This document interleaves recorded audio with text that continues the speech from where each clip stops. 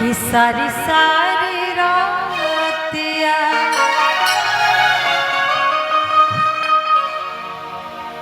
जग के बतिया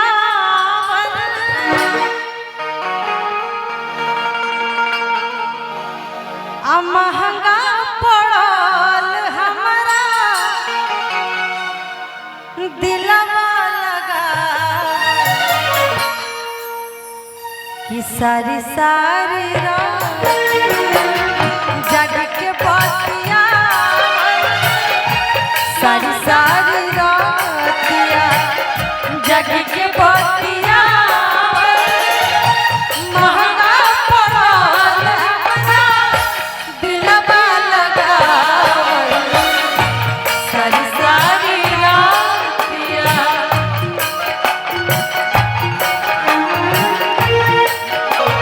सारी सारी रातिया कि दिल में जगह बना के छोड़ ले बके हूँ दिल में जगह बना के छोड़ ले बके ये तो माहौल राहे के छोड़ ले बके हूँ दिल में जगह बना के छोड़ ले बके हूँ दिल में जगह बना के छोड़ ले बके हूँ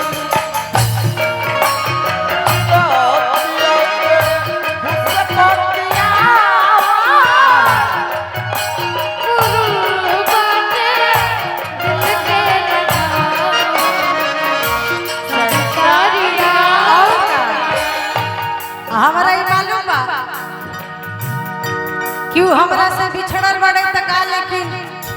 थोड़ा ना बेसी लेकिन उनको गम तो जरूर हो लइकिया कहतिया बिछड़ जाए के गम उनको तो होई जरा सा मगर दिल में मातम छैले होई जरा सा मगर दिल में मातम छैले होई बिछड़ जाएंगे गम उनको तो होई जरा सा मगर दिल में मातम छैले होई जरा सा मगर दिल में मातम छैले होई कि जितना लगाओ जितना प्रेम उनका से रहे उनका थोड़ा ना बहुत लेकिन खलत तो जरूर हो कहते दिलवा के राज बाज से बतावल दिलवा के राज बाज से बतावल महंगा पड़ल हमारा दिलवा लगावल सारी सारी रातिया जग के बतिया महंगा पड़ल हमारा दिलवा लगावल सारी सारी रातिया मेरे महबूब जिस दिन से रूठे हो तुम मेरे महबूब मेरे महबूब जिस दिन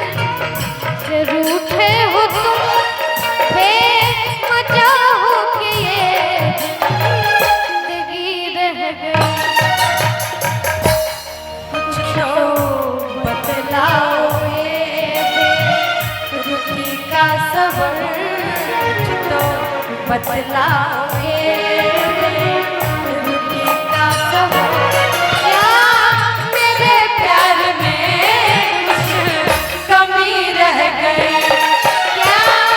मेरे प्यार में कुछ कमी रह गई जग के हो प्यार महंगा पड़ल दिल के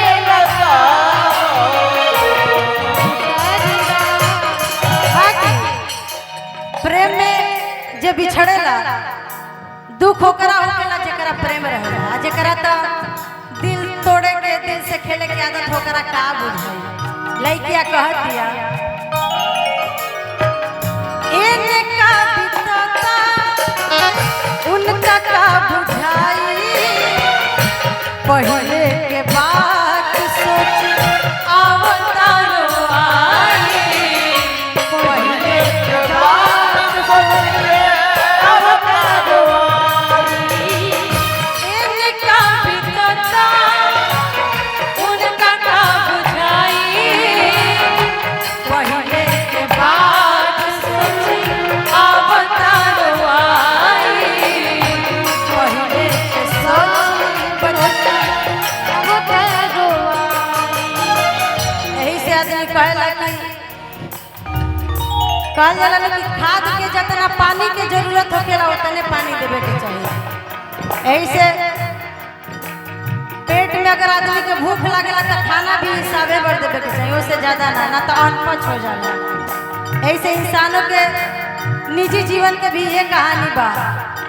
प्रेम भी केहू से करा तो हद में रह के करा, हद से ज्यादा करबे तो रोवे के सिवा कुछ ना मिली। लइकिया कहत दिया दिलवे में रहे वाला, दिलवे में रहे वाला, दिलवा दुखावे, दिलवे में रहे वाला, दिलवा दुखावे, महंगा पड़ला दिलवा लगावे, संसारी जग के बतिया महंगा पड़ल हमारा दिलवा लगावे, संसारी जग के बतिया महंगा पड़ल हमारा दिलवा लगावे, संसारी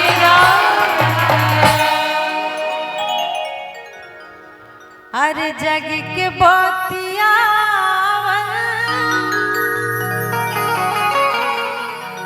महंगा पड़ल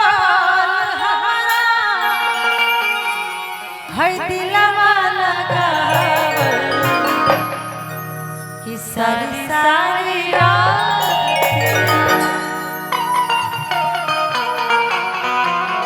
कि सारी सारी रात